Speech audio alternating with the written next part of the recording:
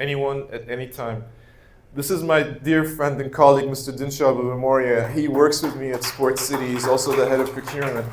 Mr. Dinshaw is special to me because as a writer, when my book first got released, he was one of the very first people to attend Comic-Con and thank me for the release of the book and congratulate me on it. And so Mr. Dinshaw understands this because he is an artist himself.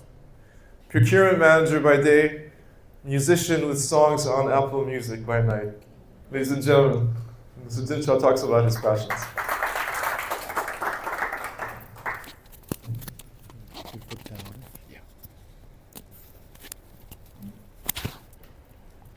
Thank you, sir. Hi, everyone. It's the last speaker. You don't have to wait any longer. You can go and eat after that, huh? All right. Today, my story is music and me. To start my story, I got to go back when I was in grade 1, grade 2. You know, in those days, we had to listen to record players. Anyone familiar with that? You know, record players, we put it on, hear music. And my home was surrounded by Elvis, Beatles, Tom Jones, and all the great musicians of that time. And I would sing continuously, put the music on and sing because I enjoyed singing. And then come the college days, you know, so I said I must learn the guitar because I love singing. All my friends and family always loved music, and in all our occasions and functions, we would enjoy singing together. Whether it was a school concert or whether it was in college, we all enjoyed singing. And then, you know what happens in life? You got to make money, right? Correct? So everything's forgotten, music's gone. And flashback 17 years ago, I'm in Dubai, okay? City of dreams. Everybody loves to be here, it's fabulous. So I'm working in one of the big companies, and as a procurement manager, lots and lots of stress beyond control. Come back doing negotiations in millions, you know, get back on the weekend, and I'm sitting at home and I'm saying, is this really life? What am I doing? I don't know. So I sat and I thought to myself, what is that I really loved? What is that thing that I can bring joy back into this life of mine? And it came back in a flash, music, singing.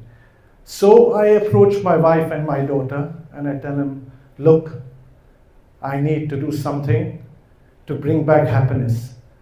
When you're a man of the house, it's very, very important that you step into the house and bring happiness. If you do that, your family is happy. If your family is happy, everyone outside is happy. They spread that happiness, don't they? So they said, oh yeah, just go ahead. So then comes a search, music school. So I look around and I find Dubai Music School. Glen Perry, one of the best, perhaps, singers, musicians Dubai had, and a great singer. And so I muster up my courage and I write to him. And lo and behold, he writes back and says, okay, come, meet with me. So I remember that morning very, very clearly. I walk into the school, there's Glen Perry standing there, and I said, oh my God, he's a great musician. What am I doing here? I wanted to run out of the door. And I said, no, I've come here for a reason to learn. So he looks at me, and I'm sure he must have wondered, what is this gray-haired guy doing here learning vocal music? But he was so polite, so kind, and he asked me so many different questions. And suddenly out of the blue, he says, Dinshaw.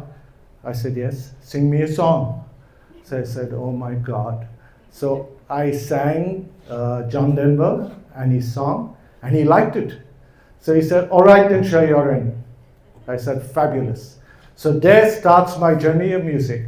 Turn 30 to 11 every Saturday morning. Like a religious student, I would wake up on the weekend and go to class.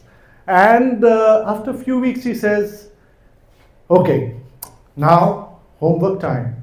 So I said, homework? You're a student, aren't you? I said, yeah. Every week you got to learn a new song, come to class and sing for me every week. So I said, all right. So I get back home. I quickly print out the words of the songs. Of course, those were the first songs that I already knew as a kid. I targeted those first, you know. And then I take a CD and put it into my car. And I'm hearing the song repeatedly in my car. In those days, thankfully, I was staying about 45 minutes from work. So I would drive. And in that drive, I would learn my songs. I never made any accidents. I was very cautious, okay? And I would learn repeatedly all my songs in the car. And I realized that if I have work, if I have music, I cannot take my music back home because that's family. So in the car, and even today, if you see a car flash by and loud music and someone singing, it's me. So I said, all right. I went back to class, I started singing songs, everything was moving right, and then suddenly throws another curve. Thursday evening, get ready. I said, what? First concert. I said, me? I said, yes, first concert. I said, all right. But acapella. I said, what? For those not musically versed, that means singing without music. Okay? So I'm like, all right, fine, no problem. So I learn a song, I go to class, and we are all sitting there, all these little children, age 3, guys 25, whatever, and I'm there. I'm sitting, my legs are shaking, my hands are shaking. I haven't sung for so many years in front of an audience. And you know, it's very, very easy to sing to a crowd who wants to enjoy music, but it's difficult to sing to a crowd who knows music. That's the difference. Okay, so because these guys are going to catch you. You sing any key out, and they're going to look at you. Are you really learning music? Do you know music? So I get on that stage and I sing. Thankfully, everything went fantastic. So I said, wow, I've got it now. So I started making a note of all the songs that I was singing in class. When I look back at this journey, I've finished 500 cover songs in 200 artists, 8 different languages, and lots of genres, rock, pop, music, opera, whatever. It's been years, but it's been a fantastic journey. All right, so music class goes on, it's fantastic. I'm sitting at home on Saturday night and my daughter comes running. She said, Dad, do you know it's Mom's birthday in a few weeks? I said, of course I know. So what are you going to do about it? It's one of those milestone birthdays. Are you going to do something? So I said, of course I'm going to do something. So on a Sunday morning, I wake up and I take down a pen and a paper. They're asleep. And I, being romantic at heart, I start writing down all the beautiful memories I shared with my wife. And I'm writing and I'm writing and I'm writing and I'm writing. And I don't know how, but that formed the shape of my first song. And I titled it, It's Only You, dedicated to my wife. So I wrote and I wrote and I wrote, and then next 2-3 days, I fine-tuned the words. I thought I'd got it right, and I was quite sure. So I get onto my guitar, and I start trying to put a tune to it. It took a while, but it happened. And then I said, I've got very little time, so I got to rush down to the local recording studio, and I talked to the DJ there, and we put down a lot of music into the song, and then I got it right. So I come onto the birthday night, I sneak into the party where everyone's sitting and enjoying, and I quietly put the video in. He had recorded me on a video, properly singing the song, and then I put it on for my wife and my family and friends, and they were delighted. So I said, wow, this is something really, really different that has happened. I I didn't expect it. So I said, now let's do it more often. So I started writing more. I would get up in different times of the night, different times of the morning. This is something I cannot explain. I don't know. Only those people who write music can understand that you get flashes of brilliance. And these flashes of brilliance are something that perhaps are God-given. It doesn't come easy. So when it comes like a lightning. I can just sit and write a song. And then if it doesn't come, it's days that I don't get anything. So it's just kind of strange. So I started writing these songs, and today I've made 7 songs already. They're ready, okay? And so along the journey, when the 7 songs were ready, I decided that I started thinking that I should put them out. Why not? I made my family and friends hear them, they like it. So I got hold of some music producers, and I spoke to them. I said, I've got this song. It's called Call Me, and I want to put it out to the public. Help me. So a lot of them came together, and we got out my first song, Call Me. I remember that night very, very clearly, because I went to 103.8, Mark Lloyd, and my song played on the radio, and that was a dream come true. So what started out as something just that I wanted to learn, went into something new. My second song also, 3 Tenets, is out. Both the songs are on YouTube and all the music portals. You can listen to them anytime. So it's been a wonderful, wonderful journey. Everything is, of course, thanks to my wife and daughter for encouraging me. All right. Of course, my family as well. And after which, when I look back at this journey, I started to see that, my first 2 songs are out. But what has happened? Music, work, and now recording.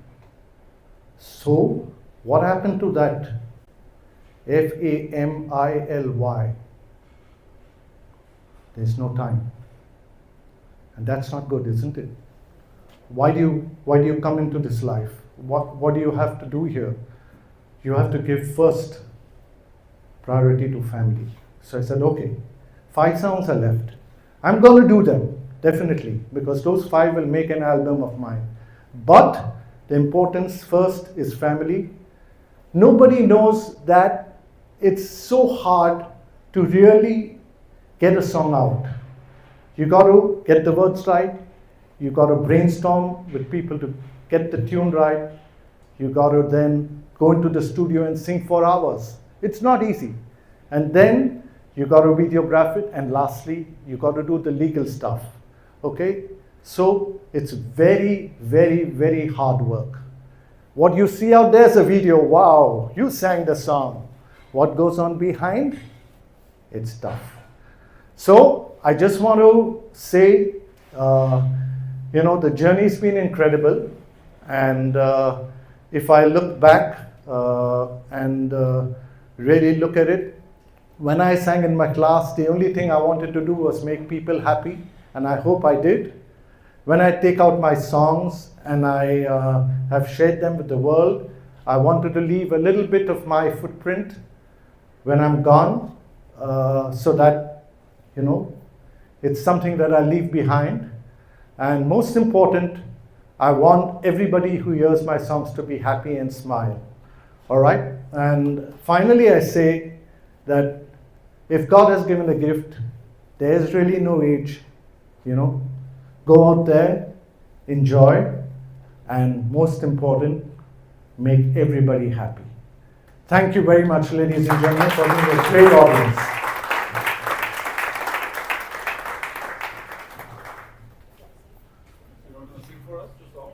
I tried to convince him. All right, everybody. He got the stage. Okay. Just sing with me only this, because this is what I believe in. Sing with me every line, okay? When you're smiling, when you're smiling, The whole world smiles with you. Doesn't it? When you're laughing, when you're laughing, the sun comes shining through. Correct? 'Cause when you're crying, you bring out the rain. So stop your sighing. Be happy again. 'Cause when you're smiling, 'cause when you're smiling, the whole world smiles with you. Am I right? Thank you all for being a good audience.